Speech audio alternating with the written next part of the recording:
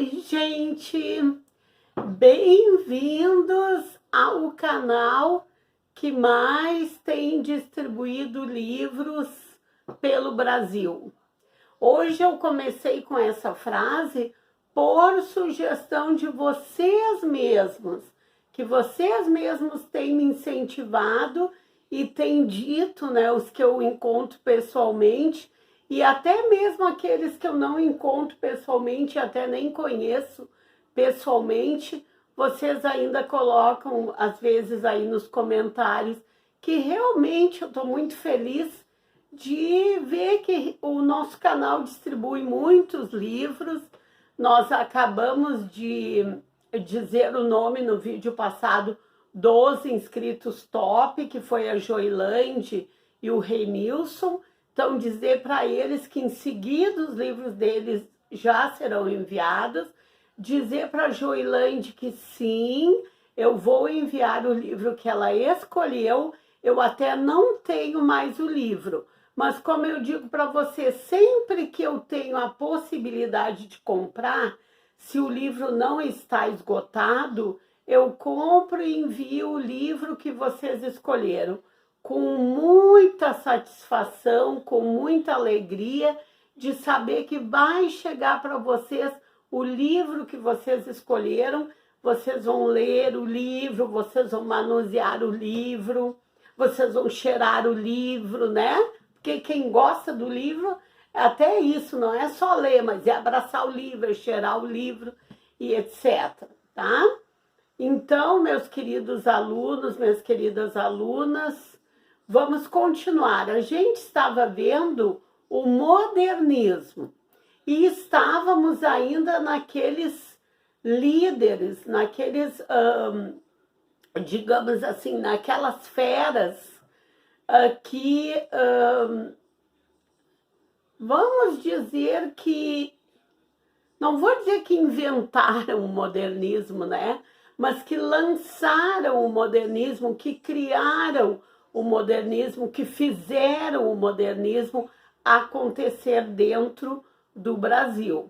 Então, nós já falamos sobre o Mário de Andrade e hoje nós vamos começar a falar algumas coisas do Oswald de Andrade. Como a gente já viu também em vídeos anteriores, o Mário de Andrade e o Oswald de Andrade foram os líderes, os criadores. Eu usei aquela hora o termo inventores, porque a gente tem falado muito nisso, tem usado muito esse termo, né, ultimamente, quando se refere à arte ou quando se refere a alguma coisa nova, então alguma coisa que foi inventada, né? A gente tem usado muito essa palavra invenção. E claro, não foi o modernismo em si não foi uma invenção do Mário ou do Oswald, mas aqui dentro do Brasil foram eles que trouxeram as ideias do modernismo para dentro do Brasil. E, sobretudo, o Oswald. Por que, sobretudo, o Oswald?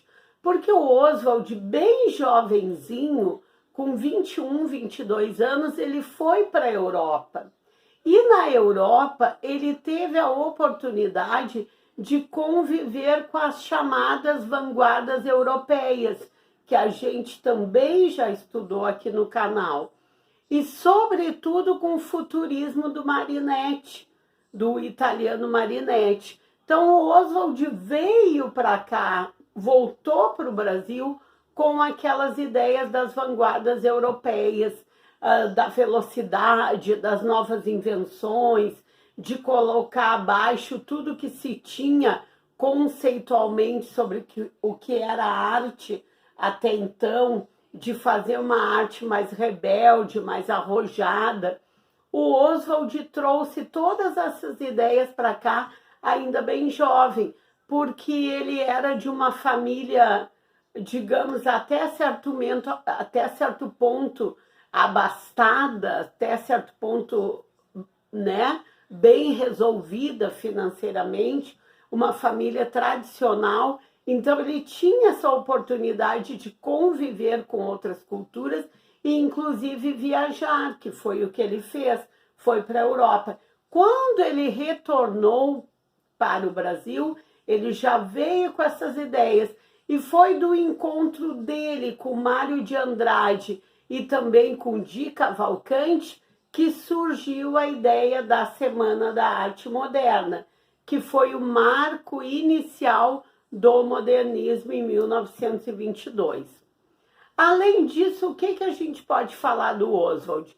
Bom, o Oswald era, lá no início, né, porque ele tinha 20 e poucos anos, um garoto assim muito elétrico, muito articulado, muito militante, muito politizado, com muita vontade de fazer coisas diferentes, mas ao mesmo tempo, como eu acabei de dizer para vocês, ele era de uma família tradicional, ele se formou em direito, e então ele tinha aquela coisa de rebelde, mas ele tinha a possibilidade também de concretizar aquela rebeldia em algo que fosse forte, em algo que tivesse uma certa base sólida em conhecimento, em cultura, né?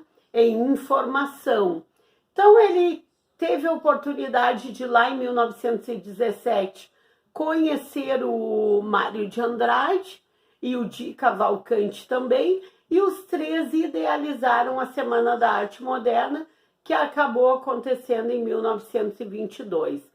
Além disso, o Oswald foi durante algum tempo do Partido Comunista, porque ele era um militante de esquerda, assim, assumido. Ele fundou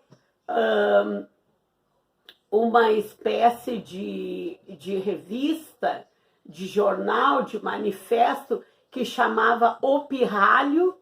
Então, neste manifesto, nesta revista, nesse veículo de comunicação, ele lançava ali os seus primeiros textos, as suas primeiras ideias, e a partir desta organização com o Mário de Andrade e com o Di Cavalcanti, ele foi cada vez mais organizando, cada vez mais idealizando e cada vez tomando mais a liderança junto, sempre com esses dois companheiros, do modernismo no Brasil. Alguns até diziam que dizem até hoje, né, alguns críticos literários e estudiosos da literatura, que o Mário de Andrade era o cérebro, porque ele era muito articulado, muito lúcido, muito estudioso, e o Oswald era o bolso, né? Porque ele vinha de uma família abastada. Mas isso é apenas uma meia-verdade, porque o Oswald também era o cérebro.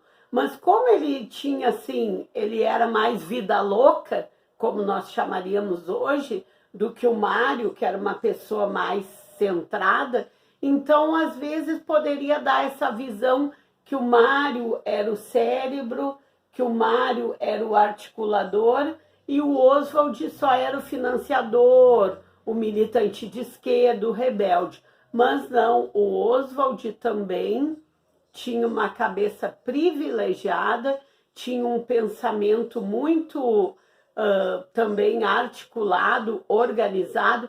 Tanto é que lá em 1945, quando o Mário de Andrade, né, faleceu, e o movimento modernista já estava perdendo força, o Oswald acabou, de certa forma, abandonando essa militância dele, abandonando inclusive a política, e foi bem na época que ele ganhou o título de livre docente em literatura da USP, da Universidade de São Paulo. Então, o Oswald também foi um intelectual de muito peso e de muita importância dentro do modernismo brasileiro e da literatura brasileira em geral, tá?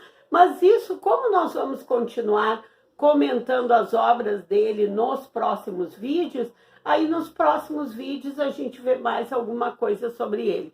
Eu coloquei um esqueminha aqui no quadro, mas no fim acabei escrevendo com uma caneta que estava muito fraquinha, tem que trocar tinta das minhas canetas, mas vou ler com vocês. É basicamente o que eu conversei agora com vocês.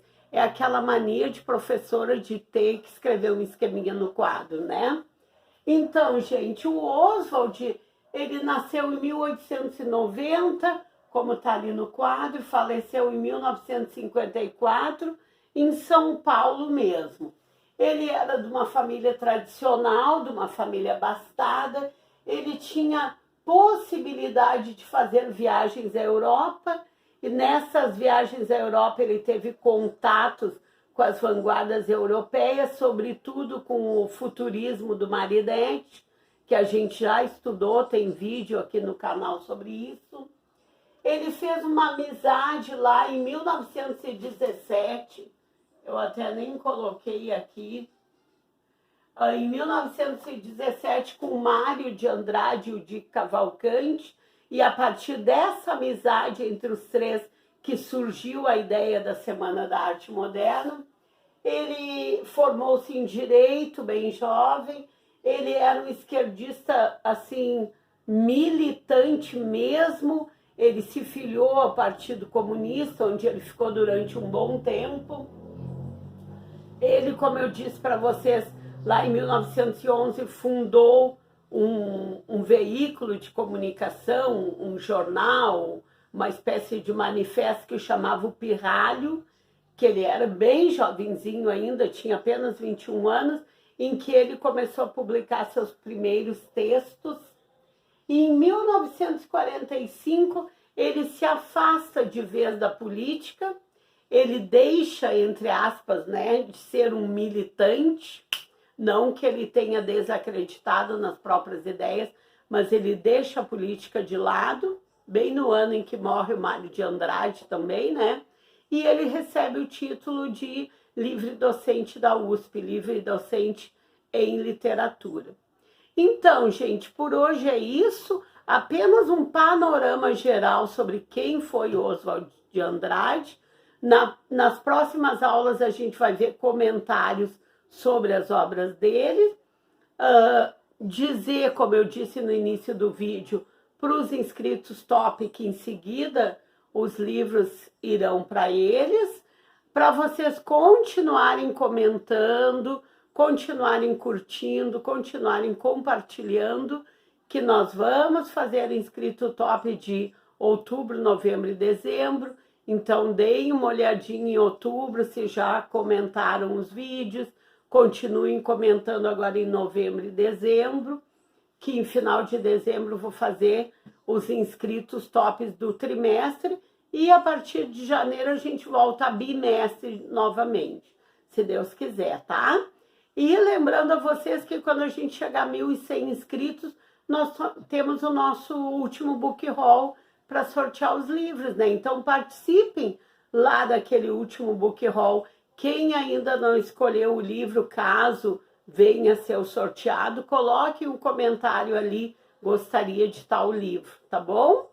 E a gente vai seguir então no modernismo, porque como eu disse para vocês, embora a gente esteja bem pertinho do Enem, já é a semana que vem e na outra, o Enem acontece todo ano, vestibular acontece todo ano, e nós, amantes da literatura, né, tanto vocês quanto eu, a gente sempre gosta de saber o que aconteceu na literatura, e eu tenho dado ênfase à literatura brasileira também, porque é uma literatura que ficou um pouquinho deixada de lado, né? Pelo público mais jovem e até pelas escolas, até pelos próprios professores das escolas, tanto faz públicas ou privadas. Então, vamos retomar um pouquinho a literatura brasileira e conhecer mais um pouco dessa literatura, que é uma das mais respeitadas do mundo. A gente não dá muito valor, mas a literatura em língua portuguesa, ou seja, não só a brasileira, mas a literatura também escrita em Portugal e em várias regiões da África, ela é uma das literaturas mais respeitadas do mundo inteiro, tá bom? E até o próximo vídeo, e muito obrigada, gente, por tudo, por acompanharem o canal, por darem apoio, tudo, tá? E até o próximo vídeo.